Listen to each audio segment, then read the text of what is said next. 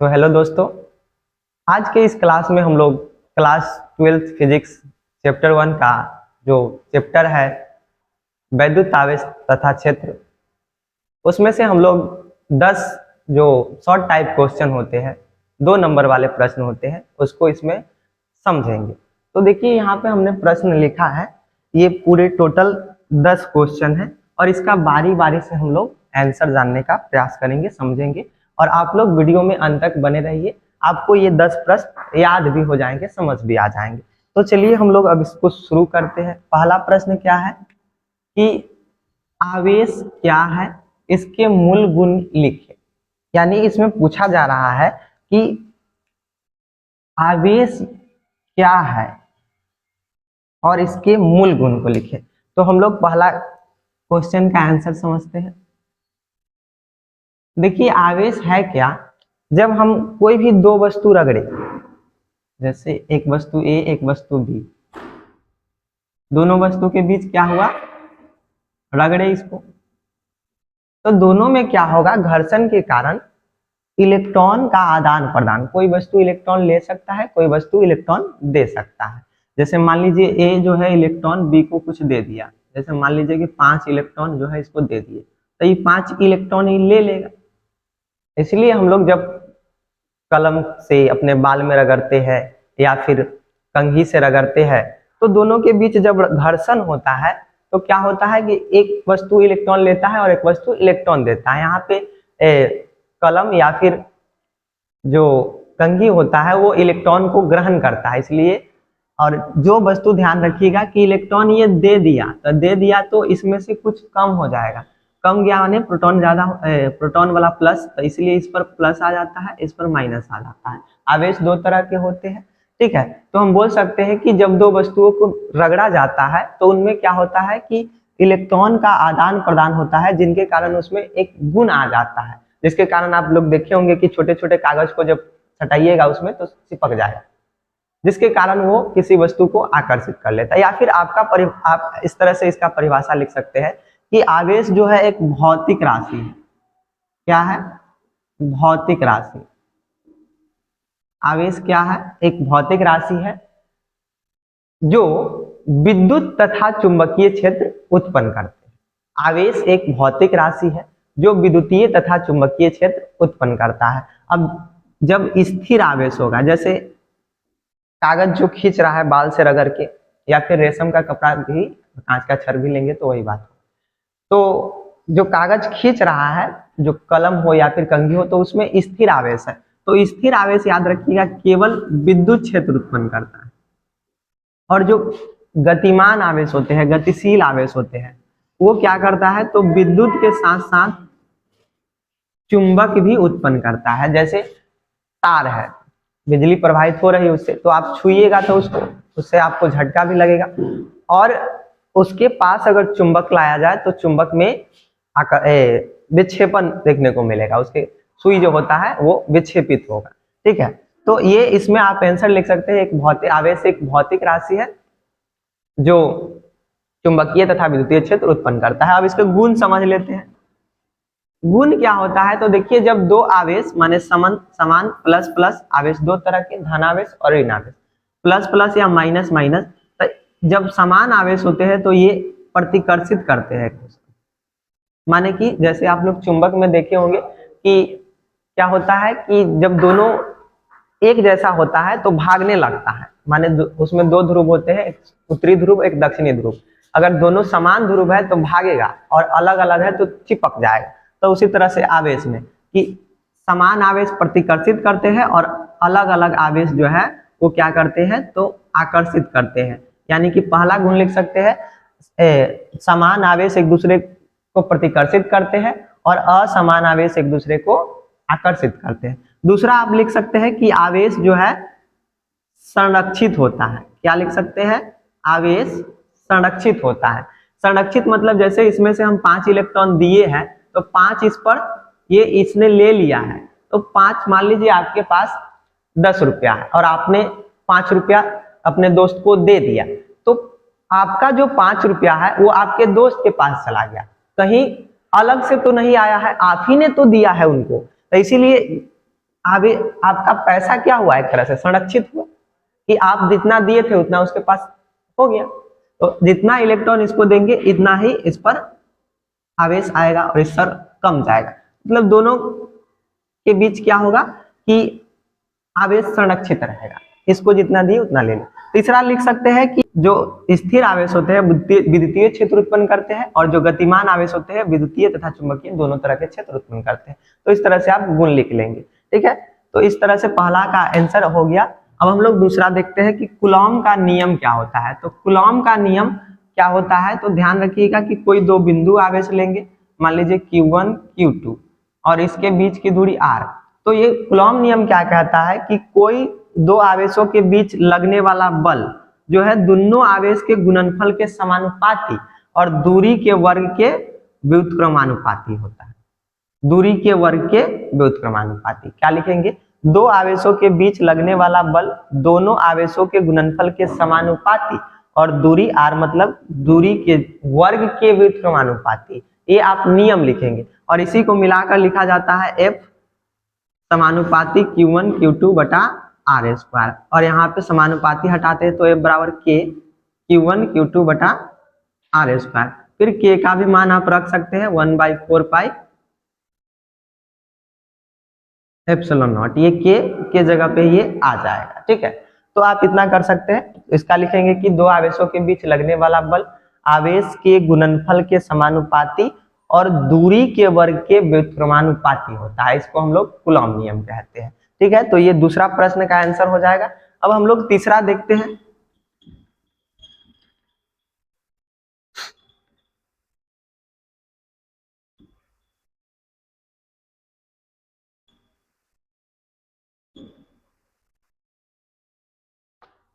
तीसरा क्या कह रहा है कि आवेश संरक्षण का सिद्धांत लिखे। देखिए आवेश संरक्षण क्या कहता है कि आवेश न तो उत्पन्न किया जाता है और ना ही नष्ट किया जाता है, इसे केवल एक वस्तु से दूसरे वस्तु में स्थानांतरित किया जाता है। अब इसको समझिए, जैसे मान लीजिए कि ए वस्तु है और ये एक बी वस्तु है। इससे मान लीजिए कि ये दोनों के बीच जब घर्षण हुआ तो इससे इलेक्ट्रॉन जो है 5 ही इलेक्ट्रॉन मान लीजिए इस पर चले आए। तो आवेश संरक्षण के अनुसार क्या होगा कि यहाँ पे इसमें से 5 गया है, मतलब आप किसी को दे दिए तो वो आपका कर्जदार हो गया, कर्जा ले लिया। तो जब लेगा यानी कि इस पर इलेक्ट्रॉन पहले तो उदासीन था लेकिन ले लिया तो इलेक्ट्रॉन बढ़ गया, ठीक है। तो इस पर तो माइनस आ जाएगा और ये इलेक्ट्रॉन दे दिया, धनी व्यक्ति है तब ना दिया है, तो इसलिए इस पर इलेक्ट्रॉन जो है 5 कम जाएंगे, इसीलिए इस पर प्लस आ जाएगा। यानी कि आप देख रहे हैं कि इधर 5 दिया है तो ये 5 लिया है, कहीं से एक्स्ट्रा कुछ नहीं आया है।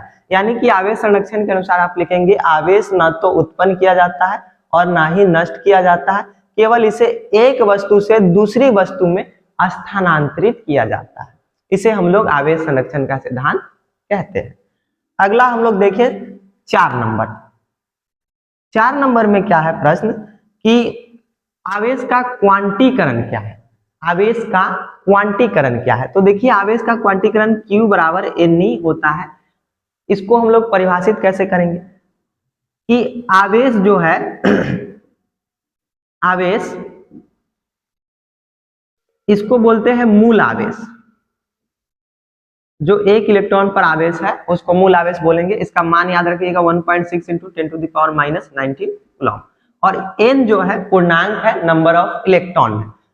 आवेश जो है मूल आवेश का पूर्ण गुणज होता है। पूर्ण माने कि पूर्णांक, यानी +-1 +-2, और यहाँ पे n का मान क्या हो जाएगा +-1 +-2 +-3, इसी तरह से।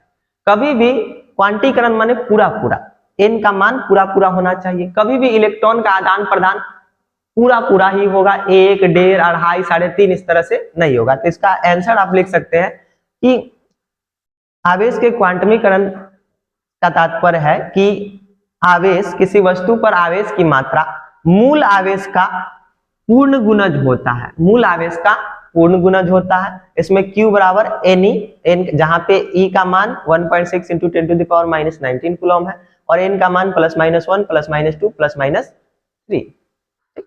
ये आप लिख सकते हैं। अब अगला हम लोग पांचवा प्रश्न देखिए, रेखीय पृष्ठीय तथा आयतन आवेश घनत्व से आप क्या समझते हैं। चलिए पांचवा प्रश्न देखिए, इसमें क्या कह रहा है कि रेखीय पृष्ठीय और आयतन आवेश घनत्व। तो रेखीय माने चालक इस तरह से होगा, ठीक है, जैसे, और इसका फॉर्मूला से याद कीजिए, इसको रेखीय को फॉर्मूला होता है लैम्डा बराबर Q/L। इसका परिभाषा पूछा है तो कैसे बनाएंगे, कोई चालक तार है जो रेखीय है, तार है रेखीय है और उस पर जो आवेश का वितरण होगा, जो आवेश का वितरण होगा उसको रेखीय घनत्व कहेंगे, ठीक है, रेखीय घनत्व कहेंगे, रेखीय आवेश घनत्व बोलेंगे, यहाँ पे आवेश लगना चाहिए, रेखीय पृष्ठीय तथा, हाँ ठीक है, सब यहाँ पे आया मिल गया है। देखिए एक बार और इसको समझ लिए, प्रति एकांक लंबाई पर आवेश के माने कि हर एक, ये जो दिया हुआ है चालक, इसके हर एक लंबाई पर जो आवेश का वितरण होगा उसको हम लोग बोलेंगे रेखीय आवेश घनत्व। इसको लैम्डा से लिखते, लैम्डा बराबर Q/L होता है। और मात्रक पूछे तो आप बता सकते हैं कि Q माने कूलम, आवेश का मात्रक कूलम और लंबाई का मीटर, कूलम/मीटर, ये मात्रक हो गया। एक बार और, किसी रेखीय चालक के प्रति एकांक लंबाई, इसको आप प्रति पढ़ेंगे, इसको ऐसे भी तो लिख सकते हैं Q/L, तो प्रति पढ़ते हैं ना, प्रति एकांक लंबाई पर आवेश के वितरण को रेखीय आवेश घनत्व कहते हैं और इसका मात्रक कूलम/मीटर होता है। अब हम लोग देखिए पृष्ठीय, तो ये मान लीजिए पृष्ठ है, तो पृष्ठ के पर जो आवेश का फैलाव होगा इसको हम लोग सिग्मा से लिखते हैं, सिग्मा बराबर Q/A, सिग्मा बराबर Q/A।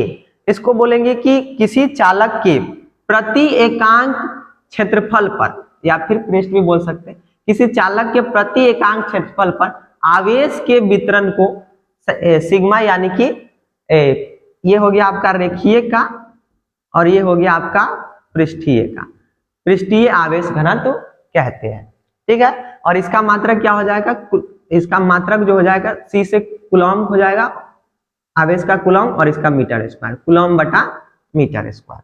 अब एक और हम लोग देख लेते हैं आयतनी, जैसे मान लीजिए ये कोई गोला है, ठीक है, और इसके प्रति एकांक आयतन, इसको हम लोग लिखते हैं रो से, रो बराबर होता है Q/V माने वॉल्यूम। किसी चालक के प्रति एकांक आयतन, इसके जो आयतन है उस पर जो आवेश का वितरण होगा, किसी चालक के प्रति एकांक V से वॉल्यूम यानी आयतन पर आवेश के वितरण को आयतन आवेश घनत्व कहते हैं। इसका आप लोग मात्रक लिखेंगे आवेश का कूलम और इसका वॉल्यूम का मीटर क्यूब, ठीक है। तो ये रेखीय का हो जाएगा और ये पृष्ठीय और ये आयतन आवेश घनत्व का हो जाएगा। अब आगे हम लोग देखते हैं,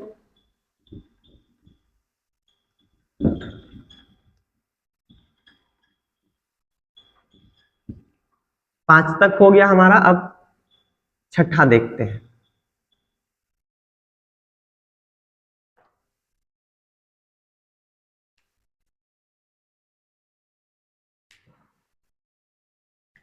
पांच तक कंप्लीट है, छठा देखते हैं।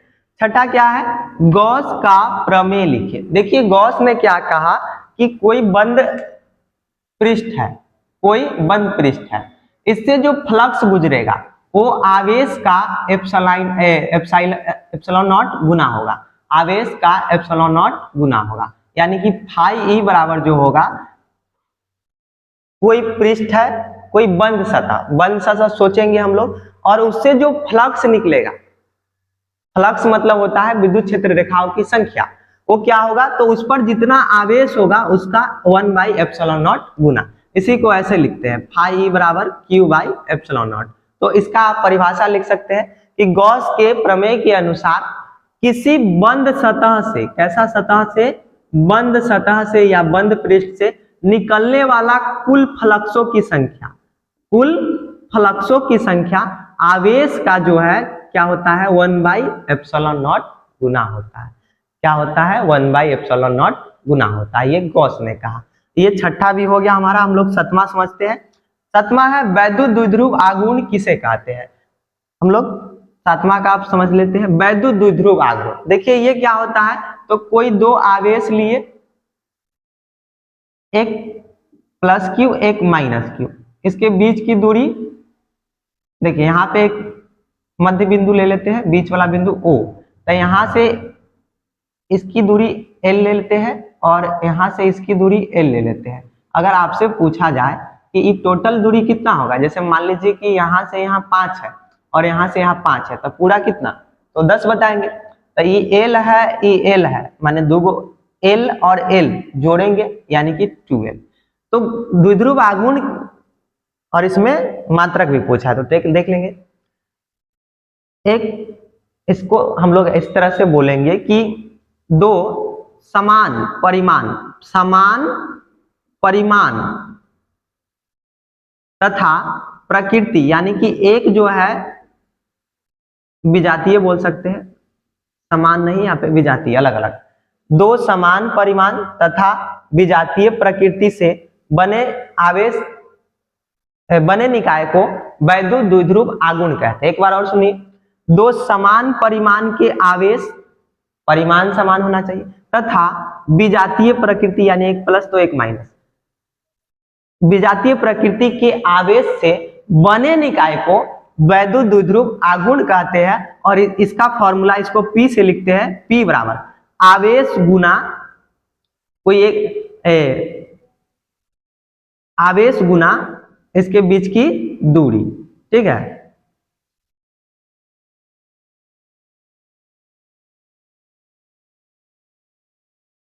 ये आप इस तरह से इसका परिभाषा बोलेंगे, वैद्युत द्विध्रुव का हमने बता दिया। द्विध्रुव आघूर्ण का हो जाएगा कि दो समान परिमाण के आवेश और विजातीय प्रकृति के आवेश जो अल्प दूरी पर हो, माने कि इसके बीच की दूरी बहुत कम हो, तो दोनों आवेशों में से कोई एक आवेश, ये द्विध्रुव आघूर्ण का परिभाषा, अल्प दूरी पर स्थित दो समान परिमाण तथा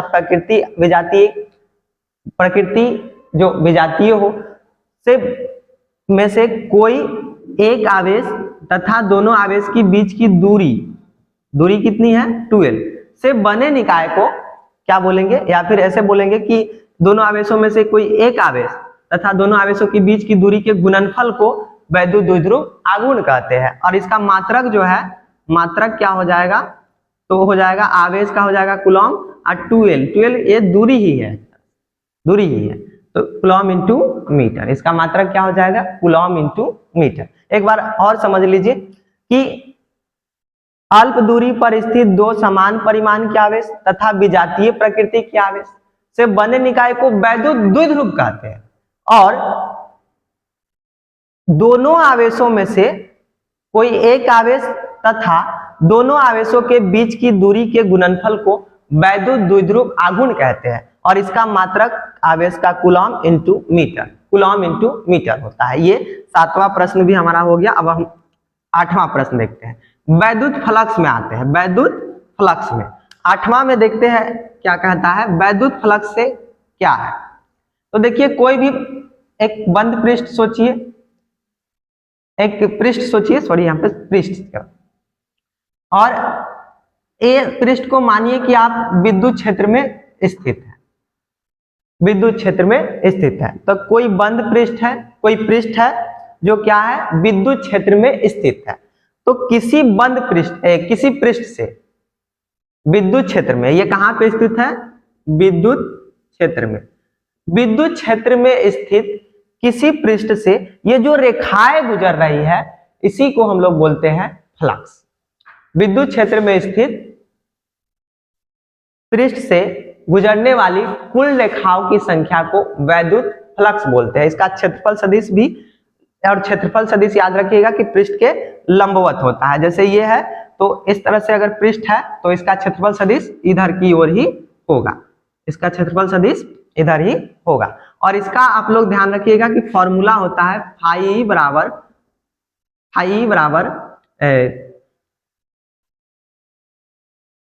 ई vector dot A vector. E क्या है तो विद्युत क्षेत्र है, और ए क्या है तो ये क्षेत्रफल सदिश है। क्षेत्रफल सदिश पृष्ठ के लंबवत होता है, जैसे ये इस तरह से पृष्ठ है तो इसका लंबवत इधर हो जाएगा क्षेत्रफल सदिश। और इसी को हम लोग लिखते हैं डॉट है तो ई ए कॉस थीटा।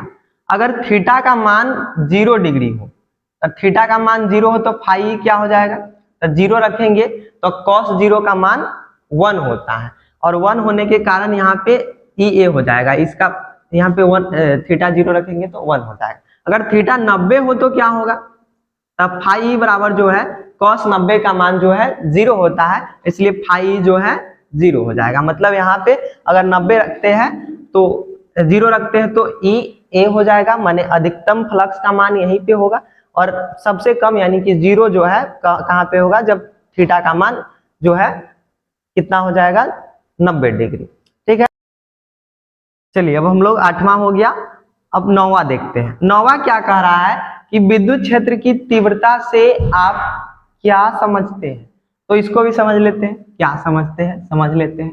विद्युत क्षेत्र की तीव्रता देखिए फॉर्मूला होता है E बराबर F बाई क्यू। तो इसको आप कैसे पढ़ेंगे कि प्रति एकांक माने कि पर यूनिट आवेश पर लगने वाले बल को विद्युत क्षेत्र की तीव्रता कहते हैं।